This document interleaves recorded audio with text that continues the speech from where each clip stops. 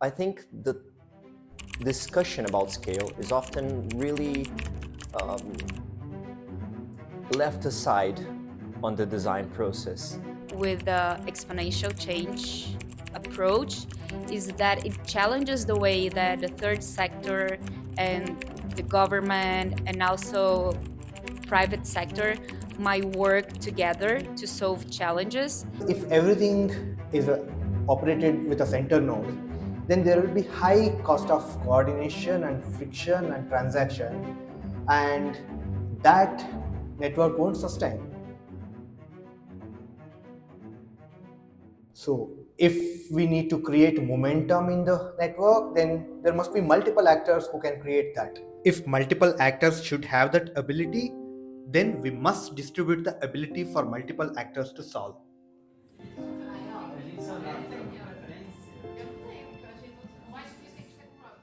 So this week here in Bangalore has been about bringing together a group of experienced social innovators and designers from Brazil and helping them to get more familiar with societal thinking, with open infrastructures, learn and be inspired by the examples here in India, to think about how can we better bring these messages and these ideas and these tools to social entrepreneurs in Brazil.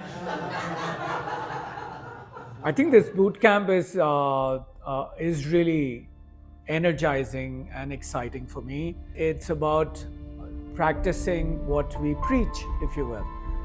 It's very humbling because when you start to do exactly what you're asking others to do, the practice deepens.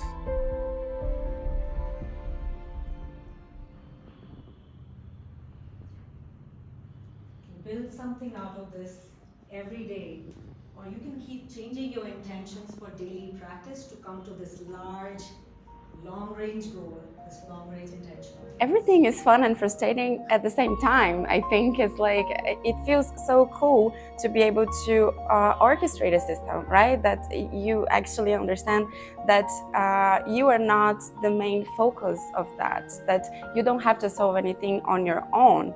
But then how to make that work and how to orchestrate different knowledge, different values, different objectives, this is probably the trickier part. So I think that the nicest part and the most difficult part are the same.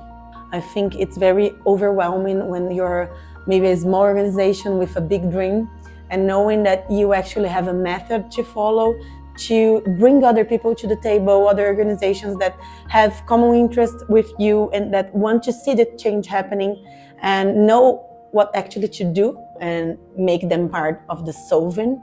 I think that's hopeful, that brings hope, that brings, I don't know, a lot of perspective and possibilities. Problems we solve in the society are this.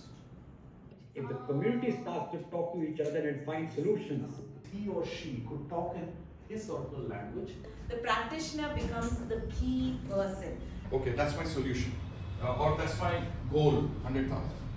Then I break it up into programs. This is where he realized that medical knowledge is created the fastest among all kinds of knowledge, but there were a lot of connections between the organizations we met here, but mainly I found that they have a common language, right? That comes a lot from the societal thinking model. So this whole idea of distributing the ability to solve, it's so beautiful to see how they are all connected with the same mission, with the same mindset, with the same system mindset.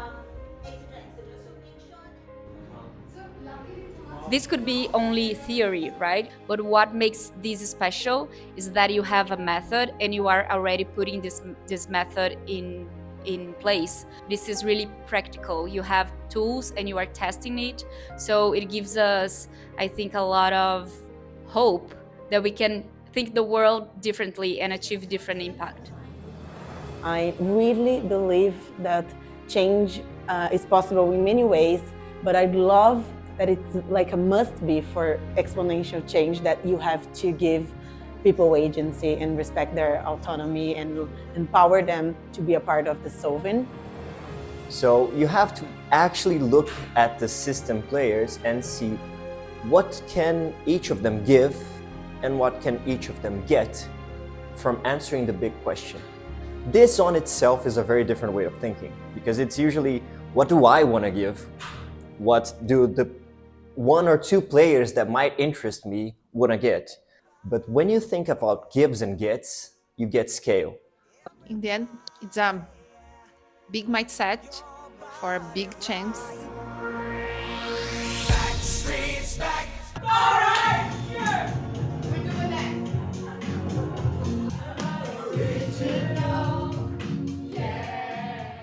I think the biggest learning here is how important it is to be genetic, to be working with building blocks that can actually be used for other contexts as well. All of them here is something called as Sunbird Ed, and there are already some technology blocks are there in the board, like educator, learner, builder.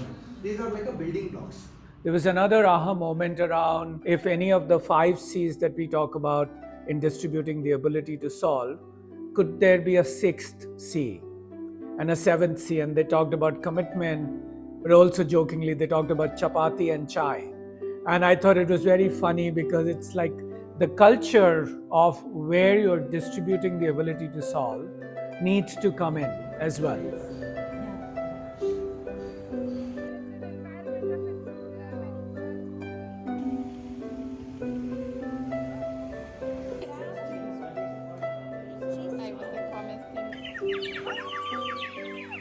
One thing for me, it was very important to be confident with the process. You know, we have a lot of steps, sprints, and you don't know what we will find in the end. This is very important. Okay, to be confident with the process. One thing I'll definitely bring to Brazil, to the journey partners, is the way of thinking that 1,000 rats do not make an elephant. So we have to help them to design the baby elephant, not the 1,000 rats. And this concept, this metaphor is so beautiful in a sense that it helps us think from the start about things that scale. To hear a bit more about it. And a second question, questions that were not clear to me. The contradiction of SDGs, I didn't understand. Not the contradiction of SDGs. One big learning we are taking back home is a new way of thinking, which I think is very based on the way that Indians reflect, which is completely different from the way that we think in Brazil. It might be a important leverage for change, diving into a new way of reflecting more patiently, giving time for each actor in the ecosystem to have its own enlightenments and learnings.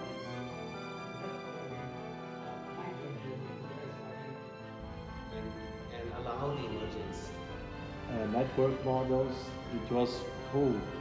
Haha. You know, what I like about this is challenges don't stop and innovation doesn't stop. And so whatever they create with us will not be the end of their journey.